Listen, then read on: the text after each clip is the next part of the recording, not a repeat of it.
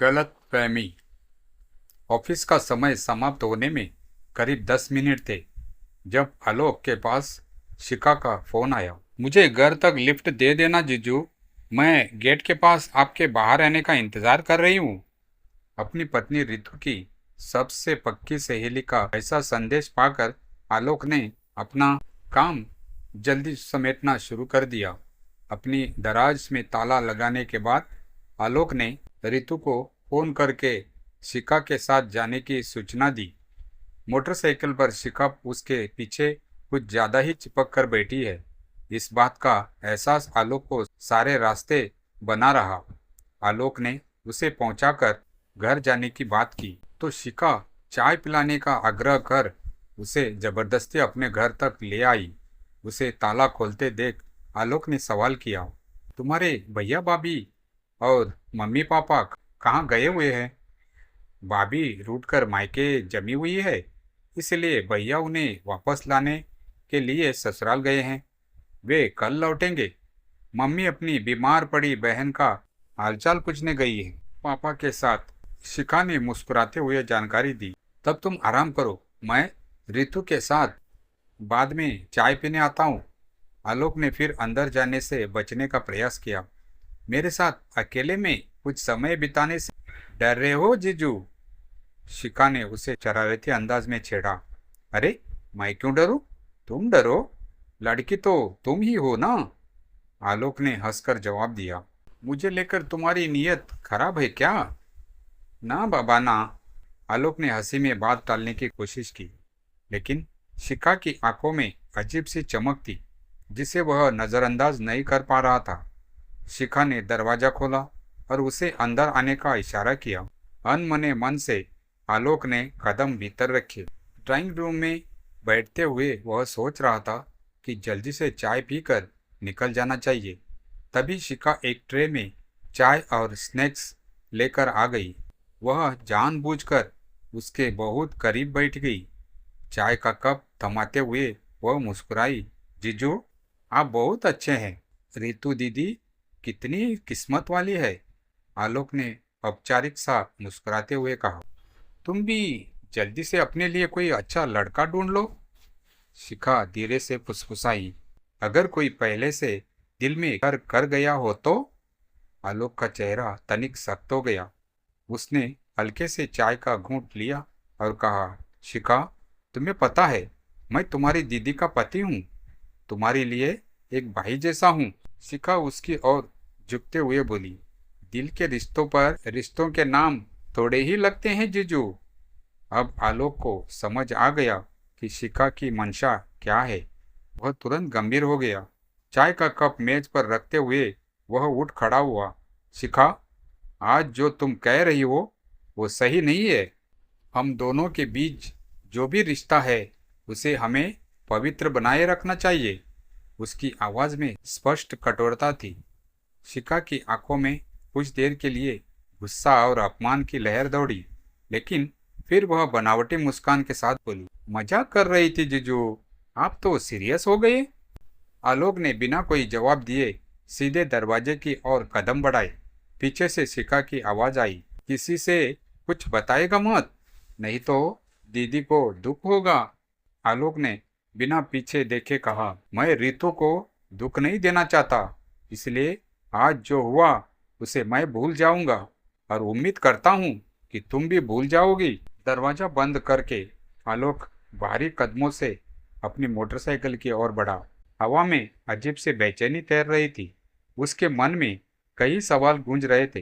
क्या वाकई शिखा ने मजाक किया था या यह किसी बड़ी मुसीबत का संकेत था? अगले दिन ऑफिस में बैठे बैठे भी आलोक के मन से वह घटना हट नहीं रही थी। बार बार उसे शिखा की वह नजर, वह आवाज, वह नजदीकी याद आ रही थी, लेकिन वह खुद को समझा रहा था, नहीं, कुछ नहीं होगा, बस नजरअंदाजी करो, बस ठीक हो जाएगा। शाम को घर पहुंचा तो रितु बड़ी खुश थी। आज शिखा ने फोन किया था, रितु ने बताया। कह रही थी तुमने उसे घर छोड़ते हुए बहुत मदद की, थैंक यू कह रही थी। आलोक ने जबरन मुस्कुराते हुए बात टाल दी, पर तभी से अजीब बातें होने लगी। कभी ऋतु के फोन पर अनजान नंबर से संदेश आता, क्या आप जानती है आपके पति कैसे हैं? कभी व्हाट्सएप पर फेक आईडी से आलोक की तस्वीरें ऑफिस के बाहर निकलते हुए, गाड़ी पर बैठते हुए भेजी जाती, मानो कोई उसका पीछा कर रहा हो। एक दिन रितु ने गुस्से में आकर कहा, आलोक, क्या चल रहा है? किसी ने मेरे पास तुम्हारे और शिखा की कुछ फोटो भेजी है। बहुत करीब बैठे हुए हो तुम दोनों। आलोक का चेहरा सफेद पड़ गया। वह समझ गया शिखा ने कोई चाल चली है। रितु, सुनो, तुम मेरी बात समझने की कोशिश करो। आलोक ने घबराते हुए कहा, उस दिन सच में कुछ नहीं हुआ। शिखा ने, वह बस मजाक कर रही थी। मैंने उसे साफ मना कर दिया था। तो फिर ये फोटो? ऋतु ने आंखों में आंसू भरते हुए फोन उसकी तरफ बढ़ा दिया। फोटो में एक ऐसा एंगल था जिसमें लग रहा था जैसे आलोक और शिखा बहुत नजदीक है, जबकि असलियत में ऐसा कुछ नहीं है। आलोक ने फोन नीचे रखते हुए कहा, यह सब एक साजिश है ऋतु। मुझे फंसाने की कोशिश हो रही है। मुझे थोड़ा वक्त दो, मैं सब साबित कर दूंगा। ऋतु चुप रही, पर उसकी आंखों में भरोसे की जगह शक तैर रहा था। आलोक जान गया था अब उसे सिर्फ खुद को नहीं बल्कि अपना घर भी बचाना है। उसने ठान लिया वह शिखा की असलियत सबके सामने लाकर रहेगा। अगले दिन आलोक ने तय कर लिया कि अब चुप रहने से कुछ नहीं होगा। वह सीधे शिखा के घर पहुंच गया। शिखा अकेली थी, जैसे कि उसे आलोक का इंतजार हो। दरवाजा खोलते ही शिखा ने मुस्कुराते हुए कहा, आइए जीजू, आपको आने में देर हो गई। लेकिन आज आलोक का चेहरा सख्त था। वह बिना अंदर आए दरवाजे पर ही खड़ा रहा और कठोर आवाज में बोला, शिखा, यह जो गंदा खेल तुम खेल रही हो उसे यही खत्म कर दो, वरना मुझे सच्चाई सबके सामने लानी पड़ेगी। शिखा का चेहरा पल भर को फीका पड़ गया, लेकिन फिर उसने मुस्कान ओढ़ ली। कौन सा खेल जीजू? मैं तो बस आपसे थोड़ा प्यार करती हूँ। क्या इसमें भी गलती है? प्यार? आलोक ने घृणा से उसे देखा। प्यार के नाम पर तुम मेरी शादी तोड़ना चाहती हो? तुमने जानबूझकर फोटोज ली, भेजी, मेरे और रितु के बीच शक पैदा करने की कोशिश की। शिखा ने एकदम आगे बढ़ते हुए कहा, अगर दीदी तुम्हें छोड़ देगी तो आप अकेले हो जाओगे और फिर आप मेरे हो सकते हैं। आलोक ने गुस्से से कहा, शर्म करो शिखा, मैंने तुम्हें अपनी बहन माना था और तुम, अगर एक बार भी और कुछ किया तो मैं न सिर्फ रितु को सब बताऊंगा बल्कि तुम्हारे घर वालों को भी तुम्हारा असली चेहरा दिखा दूंगा। शिखा का चेहरा अब तमतमा उठा। उसने तीखे स्वर में कहा, तो देख लीजिए, अगर आपने कुछ भी किया तो मैं ऐसा ड्रामा करूंगी कि लोग आपको ही दोषी मानेंगे। सोच लीजिए, दुनिया तो आदमी को ही दोष देती है। आलोक ने गहरी सांस ली। डराने की कोशिश मत करो शिखा, अगर कुछ भी किया तो मैं सबूत इकट्ठा कर तुम्हारे खिलाफ कानूनी कार्रवाई करूंगा। इतना कहकर आलोक तेजी से वहां से निकल गया। उसका दिल धड़क रहा था, लेकिन दिमाग अब और भी स्पष्ट था। यह सिर्फ एक लड़की की जिद नहीं थी, यह एक खतरनाक खेल था। अब उसे न सिर्फ खुद को बल्कि अपनी इज्जत और अपना घर बचाने के लिए हर कदम संभल कर उठाना था। आलोक जानता था कि बिना ठोस सबूत के वह कुछ भी साबित नहीं कर सकता। अगले ही दिन उसने अपने ऑफिस के एक विश्वसनीय सहकर्मी नवीन से बात की। नवीन को टेक्नोलॉजी की अच्छी समझ थी।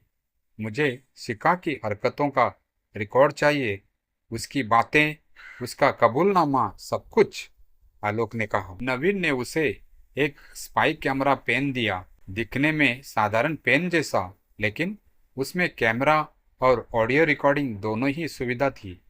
इसे अपनी शर्ट की पॉकेट में लगा लो, बस रिकॉर्डिंग ऑन कर देना, नवीन ने समझाया। रविवार का दिन था। आलोक ने जानबूझकर शिखा को फोन किया। आवाज में झिझक और भावनात्मक थकान का नाटक करते हुए कहा, शिखा, तुमसे बात करनी है। शायद मैं तुम्हें गलत समझ गया था। शिखा की आवाज में खुशी झलक रही थी। मैं जानती थी आप समझेंगे। आइए, मैं इंतजार कर रही हूँ। आलोक तैयार था। कैमरा ऑन था। माइक्रोफोन सक्रिय था। शिखा ने उसे घर बुलाया। माहौल फिर से वही था। चाय, मुस्कुराहटें और नजदीकी की कोशिश। लेकिन इस बार आलोक ने उल्टा खेलने का नाटक किया। रितु, अब मुझ पर भरोसा नहीं करती। मुझे लगता है मैं तुम्हारे करीब आना चाहता हूँ, लेकिन डरता हूँ कहीं यह सब बाहर ना आ जाए। शिखा खिलखिलाई और धीरे धीरे उसने सब उगल दिया। मैंने वो फुटेज एडिट की थी। तुम्हारी रितु से दूरियां सिर्फ मेरी वजह से ही आई। लेकिन मैं तुम्हें किसी और का नहीं होने दूंगी जीजू। आलोक शांत रहा, पर भीतर से उसका खून खौल रहा था। रिकॉर्डिंग हो चुकी थी। अगली शाम वह रितु को लेकर नवीन के ऑफिस पहुंचा। मैं कुछ दिखाना चाहता हूँ, आलोक ने कहा। नवीन ने स्क्रीन पर वीडियो प्ले किया। शिखा का पूरा कबूलनामा बिना किसी काट छाट के। रितु की आंखों से आंसू बह निकले, लेकिन इस बार वह आंसू विश्वास के थे। मुझे माफ कर दो आलोक, मैं तुम्हें समझ नहीं सकी, रितु ने बरार स्वर में कहा। आलोक ने उसका हाथ थाम लिया। रितु ने स्वयं अपने माता पिता को सारी सच्चाई बताई। शिखा ने पहले इनकार किया, लेकिन जब उसके सामने सबूत रखे गए तो वह टूट गई। माता पिता ने उसे तुरंत कड़ी फटकार लगाई और उसे मनोचिकित्सक की सहायता लेने को कहा। आलोक और रितु का रिश्ता अब और मजबूत हो गया था। उन्होंने मिलकर एक दूसरे का विश्वास फिर से पाया।